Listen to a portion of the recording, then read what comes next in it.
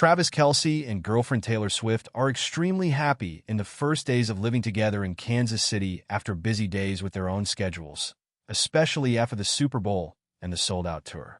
Taylor Swift and Travis Kelce decided to spend more time together. From Taylor's sparkling stage lights to Travis's passionate matches on the field, the two have found harmony in love, respect, and rare moments of peace. Sweet mornings. They bought a small house by the sea in Rhode Island, where Taylor always feels peaceful.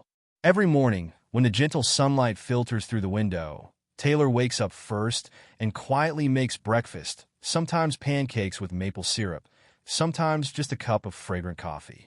She loves watching Travis sleep after tiring days of playing, and when he wakes up, the two will sit on the balcony together, watching the waves crash on the shore.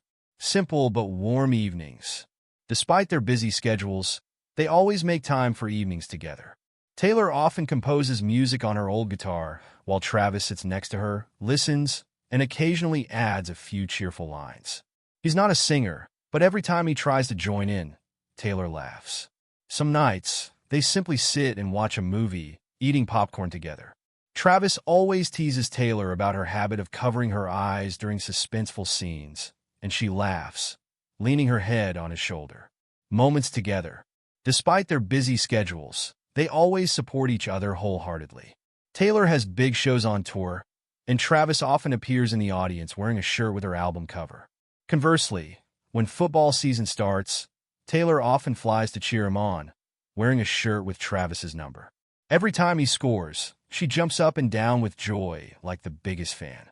One time, when Taylor was receiving a big award at an award ceremony, she looked down at the stage where Travis was clapping nonstop. "He's the one who always believed in me, supported me even when I doubted myself," she said, and the whole audience erupted. A simple but strong love. Taylor and Travis didn't always have a glamorous life. They also had disagreements and tiring days. But through it all, they chose to hold each other's hands tightly, the way they had always done since the beginning.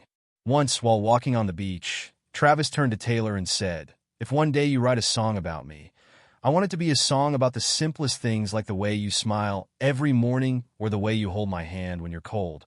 Taylor smiled, squeezed his hand, and whispered, "I already have a melody in my head." And so a new song was born, marking the happy days of Taylor Swift and Travis Kelce living together. A week after the crushing 40-22 victory of the Philadelphia Eagles against the Kansas City Chiefs, the parade in the city of Philadelphia had a sad event where a guy shot against two women. The good thing is that both are stable. It did not happen to Major, and the police already arrested the 28-year-old male suspect. Other than that, in Philadelphia, everything is happy. While with the Chiefs, there are many doubts for the next season due to the bad play of the team in the Super Bowl, and the biggest, without a doubt, is the future of Travis Kelce. At age 35, Kelce is coming off his worst season in yards and touchdowns since his rookie year. Kelce, the longest-tenured player on the Chiefs roster, has been a cornerstone of the team since being drafted 63rd overall in 2013. Over 12 seasons, he has appeared in 175 games and cemented himself as one of the greatest tight ends in NFL history and the best in the playoffs. However, age is starting to catch up with him. This season, he appeared slower, lacked his usual explosiveness, and didn't have the game-changing moments that once made him indispensable.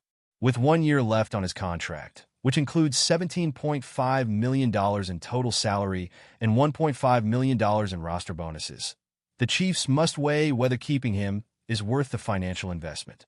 NFL Hall of Famer Shannon Sharpe recently weighed in on Kelce's situation, advising him to take control of his future instead of letting the organization dictate his next move.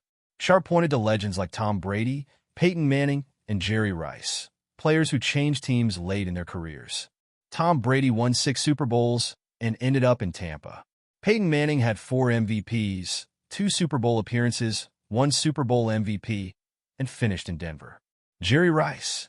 "I don't have to go anymore," Sharpe said on his podcast. "Understand the business and how it works. Do what is in your best interest." While Sharpe's comparisons make sense in terms of career longevity, Kelce's situation is different.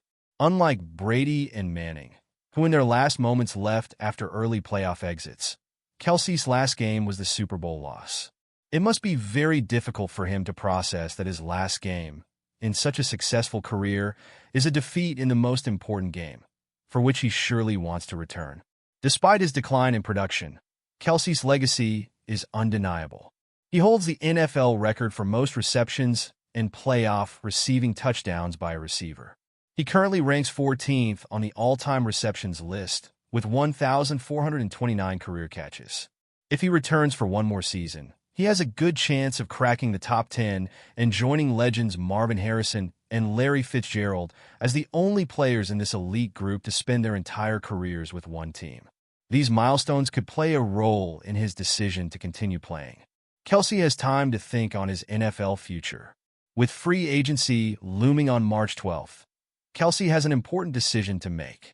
For now, his best move is to take a step back, evaluate his options, and seek advice from those closest to him, including, of course, Taylor Swift.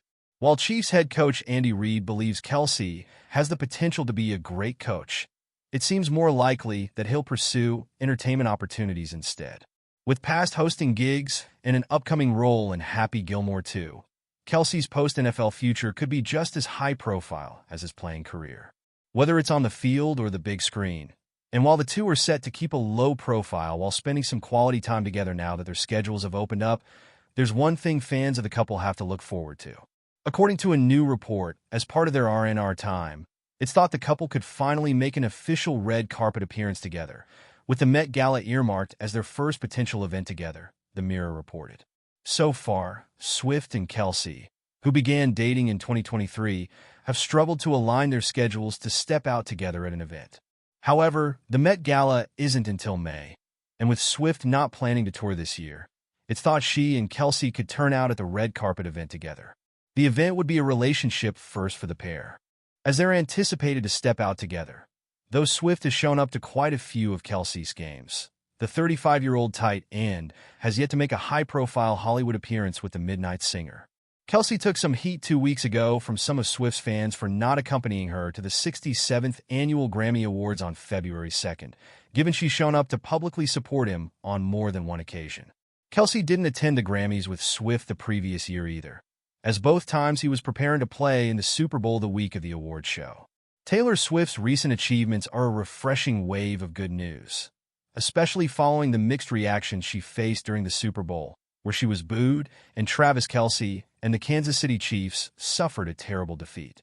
Despite the challenging moments, Swift continues to rise, reinforcing her status as a powerhouse in the music industry. The good news for Taylor is that she has now surpassed Madonna, becoming the female artist with the most #1 albums in the United Kingdom.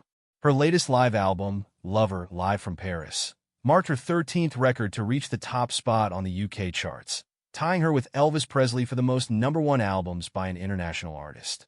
This accomplishment is particularly impressive considering the album was initially released in 2023 in limited quantities. Its recent heart-shaped vinyl edition spurred a surge in sales, achieving 47,000 copies sold in its debut week. Swift now trails only behind the Rolling Stones, Robbie Williams, and the Beatles, who have 14 and 15 #1 albums, respectively. This milestone adds to a series of successes for Swift, including her album The Tortured Poets Department, the anthology, which became the most streamed album in the UK in 2024. Her ability to connect with diverse audiences across genres has been a hallmark of her career, showcasing her evolution from country music to pop and beyond. Swift's discography is filled with iconic songs that have defined her career. Tracks like Love Story and You Belong With Me from her Fearless album not only showcased her early talent, but also solidified her position as a pop country sensation.